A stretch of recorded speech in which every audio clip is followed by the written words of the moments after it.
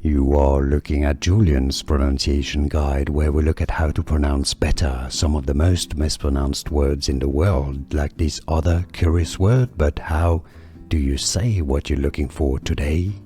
How do you pronounce the name of this cut of meat from French? I don't actually know how you call it in English. If you know, let me know in the comments. In French, it's pronounced as pavé de boeuf. Pavé is that cut of meat. It's also paving stone. Pavé de boeuf. Boeuf is French for beef. Pavé de boeuf. In English, you could say it as pavé de boeuf. Here are more videos on how to pronounce more confusing words and names too many mispronounced. Like this video if you found it useful. I appreciate your support. I'll see you soon and thanks for watching.